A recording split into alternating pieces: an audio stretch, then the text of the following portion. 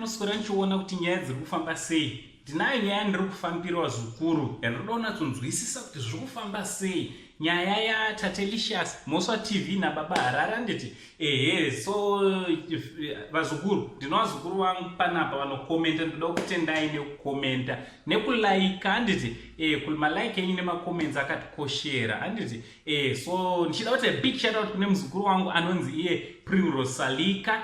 Big shout out kuna Prosper Suela, Sibiso Ndlovu, Titus Zikure. Big shout out kwa muri wazukuru nemese muno komenta tichiramba chingoitirana ma shout out anditi nchitoti maswera sei kwese kwamuri vazukuru vangu.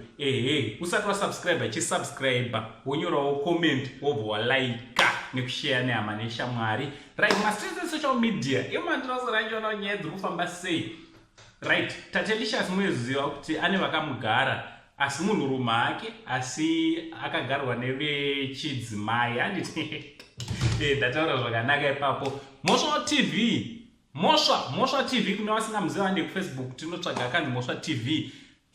Asi andanzwisisa kuti ane vakamugarawo here vanekangofanana navanobva kumwe chete naTatelicious kana kuti chii anditi but zviri kuratidza kuti Tatelicious hanzi anenge akuita shanje because Baba Harare akazoimbawo kuti Mhosva TV panzira yake inyowani inonzi yelogoni nderembinga haisi nyowani some weeks ago. So Tatelicious anenge akuita shanje hanzi Baba Harare wakuzodonha nekuti wakushanda nepwere nemamacha.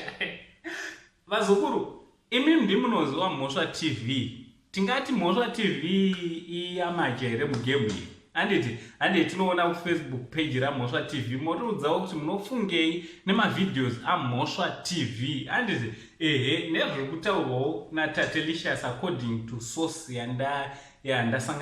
source randasanganawo naro. Anditi also zvakaipa here kusimudzira vanenge vachisimuka vechidiki sesuma pano paYouTube ndinotombotaurawo maYoutubers vechidiki anditi vandakatangirawo anditi kana kuti vandakaona varipo but vave vadiki ndinawo futi vandakaona varipo paYouTube so sita kutomhanyawo 4 million views ivo vachiri kungodi hapana chakaipa kusimudzirana tichidaro anditi. So ngataura nemacomments kuti munofungei nenyaya yekuti Baba Harare vari kukuzawo Mhosva TV.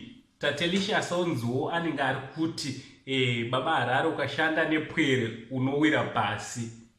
Amen. Imi ndimunozwa ngataura nemacomments. From Uncle saying the only Zimbabwean uncle. Handini ndega referee mugame racho nchibva ndati much love.